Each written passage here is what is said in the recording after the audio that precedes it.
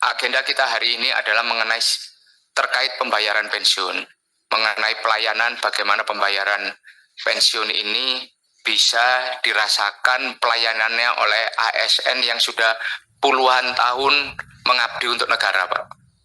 Dan ini adalah salah satu bentuk kepedulian kami di Komisi 11 untuk bagaimana kita mendapatkan penjelasan update terakhir dari Kementerian Keuangan, yaitu Dirjen Perbendaharaan, dan juga dari PT Taspen Persero yang selama ini mempunyai tanggung jawab, tugas dan fungsi untuk melakukan pelayanan itu.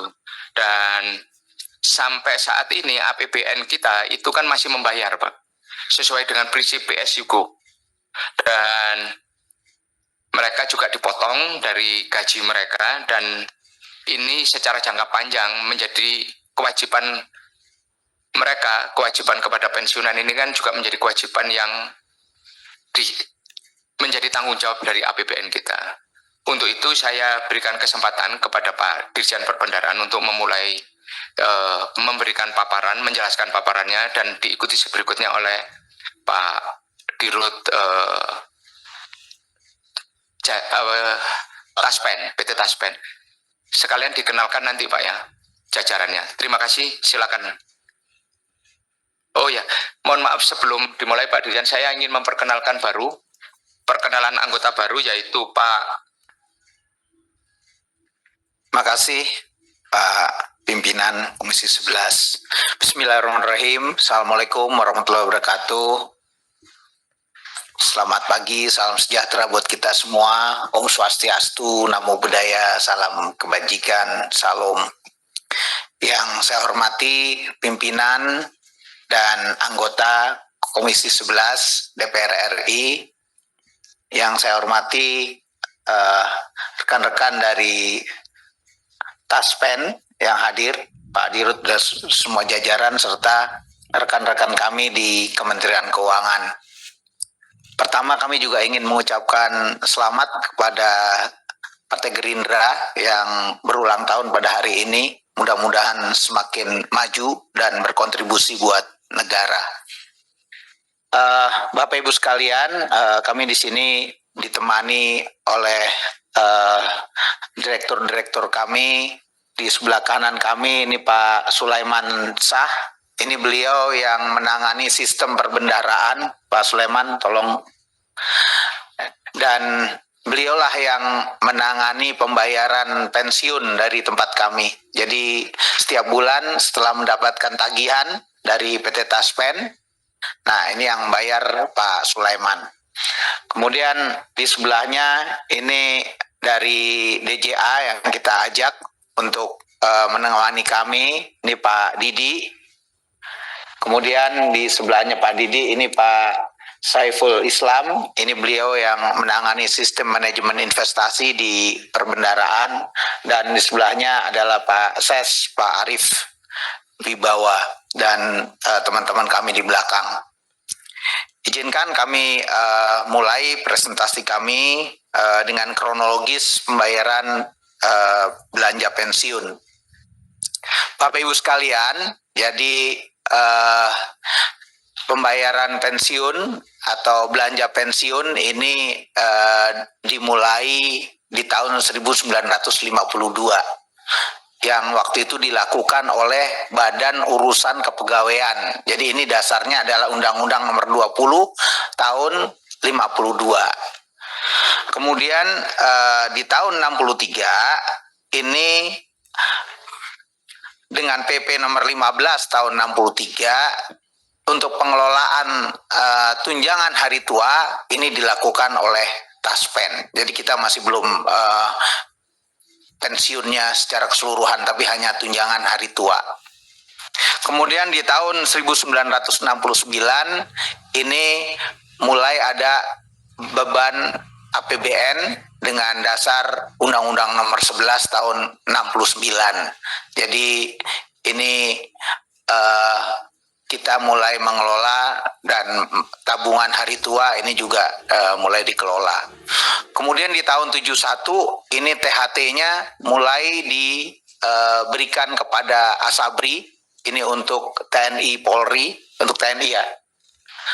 TNI Polri, dan sejak tahun 86 sebetulnya pembayaran pensiun ini secara bertahap diserahkan kepada PT Taspen, dan di tahun 90 ini mulai di tahun 90 ini pembayaran pensiun dilakukan oleh Menteri Keuangan. Akhirnya di tahun 90, kemudian di tahun 90 mulai diserahkan kepada PT Taspen. Nah, di tahun 91 ini yang TNI Polri dilakukan oleh PT Asabri.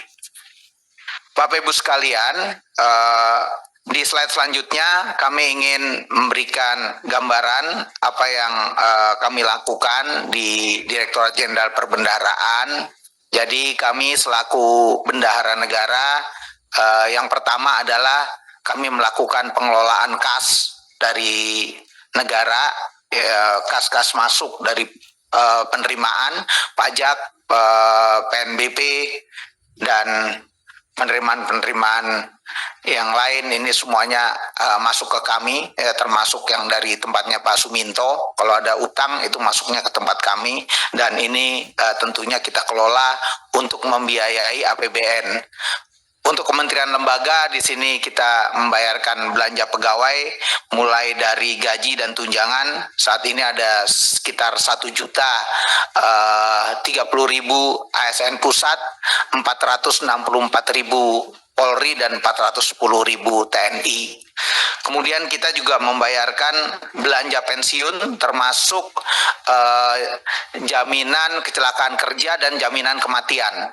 Nah, ini kita bayarkan kepada Taspen untuk nanti diterimakan kepada 3,6 juta penerima pensiun dan 1,9 juta penerima JKK dan JKM. Kemudian kami juga membayarkan iuran Jamkes kepada BPJS Kesehatan untuk 4,6 juta peserta BPJS, dan Jamkesmen dan Jamkestama kepada Jasindo. Ini pesertanya sekitar 6.504 peserta. Selain itu kami juga membayarkan belanja barang, baik itu berupa belanja barang maupun belanja bantuan pemerintah. Jadi sini belanja barang untuk 84 kementerian lembaga dan 53.940 satker, dan untuk bantuan pemerintah sekitar 1,1 juta PIP dan KIP. Untuk belanja modal kita bayarkan kepada KL dan Satker. Kemudian bansos ini kita bayarkan kepada 18,7 juta KPM atau penerima manfaat, 54,9 juta JKN, dan 119,2 juta JKP. Untuk daerah, sebagaimana Bapak Ibu ketahui, lanjut, ini kita membayarkan DAU, kemudian BOS untuk 2019 ribu sekolah, 50,76 juta siswa, BOK untuk puskesmas sekitar 10.000, dan dana desa untuk sekitar 75.259. Selanjutnya, untuk pembayaran pensiun ini sebagaimana tadi kami jelaskan di awal, jadi kami di sini menerima tagihan dari Telkom dan dari Taspen dan Asabri, ya, di mana Taspen dan Asabri ini yang melakukan verifikasi setiap bulan jumlahnya berapa, ya, kemudian dilakukan verifikasi dan validasi. Dari situ ada angkanya dan disampaikan kepada kami. Di kami ini kami melakukan pengecekan administratif, syarat-syaratnya seperti apa dan lain-lain. Nah, kemudian kami bayarkan kepada Taspen dan Asabri. Kemudian Taspen dan Asabri ini biasanya melakukan overbooking karena penerima pensiun ini biasanya sudah memiliki channel pembayaran, ya, atau biasanya disebut mitra, baik melalui perbankan maupun pos, dan juga mitra-mitra kerja yang lain. Jadi ada perbankan pusat yang Himbara, dan juga ada BPD. Nah, kemudian dari situlah disalurkan pensiun kepada para penerima manfaat. Nah, sedikit gambaran apa yang sedang kami lakukan proses untuk ke depan. Di sini kami sedang membangun suatu proses bisnis ke depan yang harapannya ini akan lebih efisien, efektif, dan produktif, mengingat banyak sekali fungsi kami yang kurang lebih sama dengan apa yang dilakukan oleh Taspen dan Asabri. Maka ke depan ini kami berencana untuk melakukan pembayaran tetap melalui mitra, ya, tapi yang melakukan pembayaran instead of dari Taspen, ini yang melakukan dari kami di Direktorat Jenderal Perbendaraan. Nah, itulah cuplikan rapat antara DPR dengan Kemenq dan PT Taspen terkait dengan pembayaran pensiun yang akan dirombak, dan terkait dengan pembayaran pensiun akan langsung diambil alih tugas PT Taspen ini oleh Kemenq. Jadi tidak hanya tugas PT Taspen tetapi juga PT Asabri yang juga akan diambil alih oleh Kemenq. Tentunya dari Kemenq akan disalurkan pembayaran pensiun ini langsung ke mitra-mitra bayarnya, jadi tidak lagi melalui PT Taspen. Rencana tersebut dikemukakan oleh Astera Firmanto Bakti selaku Direktur Jenderal Perbendaharaan Kemenq dalam rapat dengar pendapat RDP dengan Komisi 11 DPR RI yang telah kita saksikan tadi. Dalam pernyataannya, Astera menuturkan bahwa pembayaran uang pensiun ASN selama ini dilakukan oleh Taspen dan juga Asabri.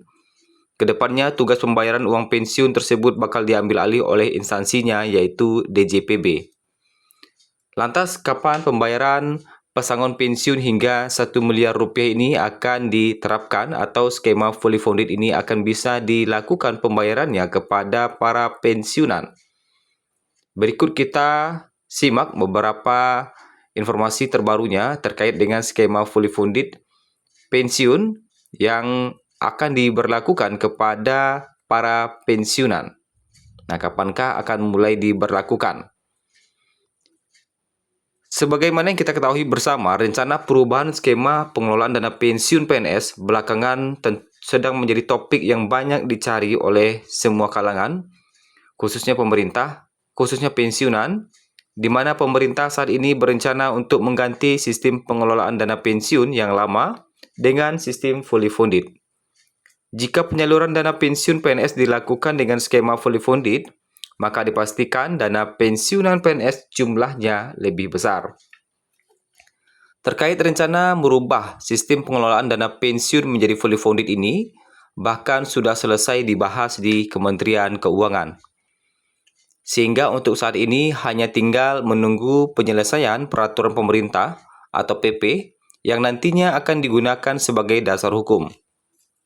Sebagai informasi, untuk saat ini pengelolaan dana pensiun PNS masih menggunakan sistem PSU Go, yang mana melalui sistem tersebut, iuran sebesar 4,65% dari gaji pensiunan dihimpun melalui tabungan asuransi pegawai negeri atau Taspen.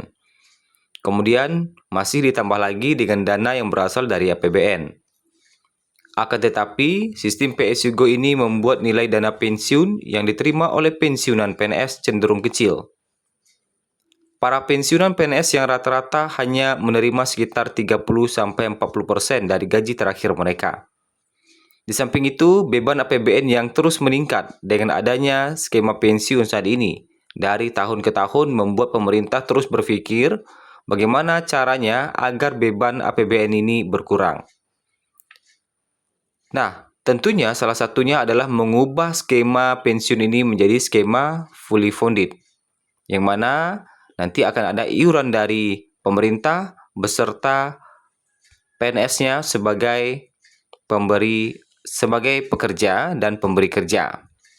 Nah, baru-baru ini Sri Mulyani bertemu dengan Dubes AS, kemudian membahas tarif Trump yang memang saat ini lagi hangat diperbincangkan. Kemudian juga diinformasikan bahwa akan ada kenaikan gaji di tahun 2025 yang tentunya semua ini harus dilakukan atau diterbitkan aturannya oleh Sri Mulyani.